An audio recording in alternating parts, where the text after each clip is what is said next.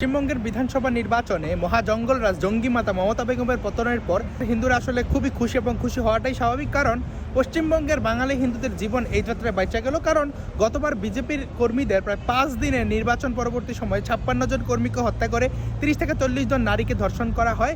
সে মমতার যে তুষ্টিকরণের যে দুদল বাহিনী, তারা এই ধরনের মহাসন্ত্রাস চালায় এবং আজকে এই পর্যন্ত এমন কোনো ঘটনা ঘটে না। এবং বিজেপির পক্ষ থেকে যে সহিষ্ণুতার বার্তা দেওয়া হইতেছে, সে যাই হোক, সেটা ইলেকশনের পার্ট। আমরা বলছিলাম যে মমতাকে হারান অ্যাট এনি কস্ট।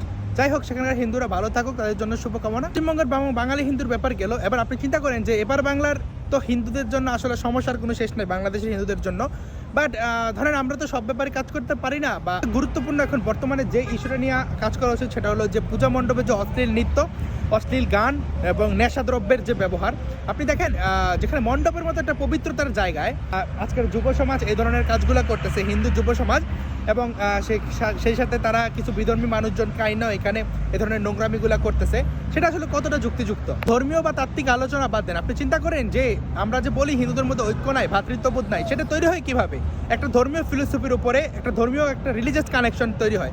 সেখানে আপনি আপনার ধর্ম পালন করেন, আপনি সন্ন্যাসী হয়ে যান, আমি বলি না, সেখানে জোর জবরদস্তি করার কিছু নাই, কিন্তু আপনার ধর্মের পবিত্রতা রক্ষায় তো আপনি অন্তত কাজ করবেন। যেই গানগুলা দিয়ে আপনারা নাচেন, এখন আপনার বাবা মার যদি গানগুলোর মিনিং বোঝে, আপনার বাবা মারের সামনে রাখা আপনি কি সেই গানগুলা দিয়ে নাচবেন বা গাঁজা খাইয়া নাচবেন?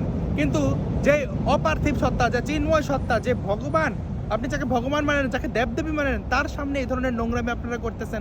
একদিকে মেয়ে আছে, একদিকে মা আছে, আরেকদিকে ছেলে আছে। এগুলোকে উচিত আপনি আপনার ধর্মের পবিত্রতার জায়গাটা, বেসিক কনসেপ্টটাকে আপনারা ঠিক রাখবেন না? যেখানে বাংলাদেশের হিন্দুদের জন্য হাজার হাজার ষড়যন্ত্র কাজ করতেছে, প্রতিদিন নির্যাতন হইতেছে, জেনোসাইড কল করা হইতেছে, আপনি রাস্তায় একদিন সুযোগ পাইলে নাইচা এই জিনিসটাকে, আপনার উপর যে গণহত্যা টিএমডি ক্যাম্পেইন চালানোর জন্য মানুষ উদ্গ্রীব হয়ে আছে, সেটাকে আপনি ইন্ডিয়ান ন্যারেটিভ প্রমাণ করে দিতেছেন। এই কাজগুলো মানুষ বারে করে, নাইট ক্লাবে করে, আপনার গায়ে হলুদ সামাজিক অনুষ্ঠান আপনি করেন, সেটা আপনার সামাজিক মূল্যবোধের বিষয়। কিন্তু আপনি যখন একটা ধর্মীয় প্রতিষ্ঠানে দ্বারা এই জন্য করবেন, ধর্মীয় একটা পূজার মধ্যে করবেন, সেক্ষেত্রে সেই ধর্মের অনুসারী হিসেবে আমার কথা বলার গ্রাউন্ড তৈরি হয়। দেখেন, আপনি চিন্তা করেন, এই যে ঐক্যবদ্ধতা নাই, সমাজের এত অধপতন, হিন্দুদের এই বিলুপ্তির কারণ কি? আপনি দেখেন কালী পূজার মধ্যে ডিজাইন আছে, যে কালী পূজায় তন্ত্র সাধনা, যে কালী পূজায় শস্ত্র পূজা করার কথা, নিয়ম ভরে শ্রদ্ধা সহকারে মায়ের আরাধনা করার কথা, শ্যামা সঙ্গীত মানুষ শুনতে পারে, সে জায়গায় তারা ডিজাইন আসতেছে। তো আপনার যে আধ্যাত্মিক শক্তিটা আসবে কিভাবে? যে ধর্ম রক্ষিত, তো আপনার ধর্ম, আপনি তো নিজেই ধর্মের পবিত্রতাই রক্ষা করতেছেন না। ধর্ম রক্ষা বাদ দেন, ধর্ম প্রচার তো বাদ দেন, আপনি ধর্মের পবিত্রতাই রক্ষা করতেছেন না। আপনার ধর্ম আপনাকে কিভাবে রক্ষা করবে?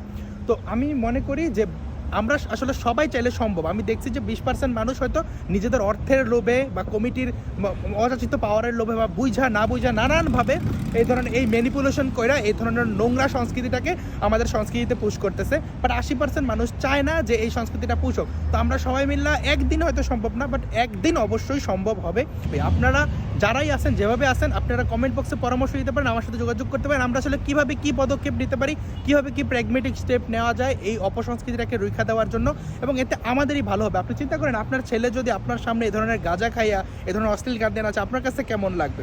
যখন একটা ফাঁদে আপনার ছেলে পড়বে, আপনি আপনার ছেলেকে যদি ধর্ম সম্পর্কে শিক্ষা না দেন, তারা এই কনভার্সন চক্র, তারা এই অপসংস্কৃতিগুলো নিয়েই আগে কোশ্চেন করে, বাট আপনি কোনো অ্যান্সার দিতে পারেন না।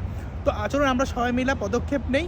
আপনারা ইনবক্সে যোগাযোগ করতে পারেন, বা আমরা বিভিন্ন গ্রুপেও কাজ করতে পারি, আপনারা আমার সাথে যোগাযোগ করবেন। আমরা কিভাবে সামাজিক যোগাযোগ মাধ্যম বা সামাজিকভাবে কিভাবে তো এই ধরনের অপসংস্কৃতি আমরা রেখে দিতে পারি, সে ব্যাপারে নিয়ে আপনারা সবাই সচেতন হন। ধন্যবাদ সবাইকে।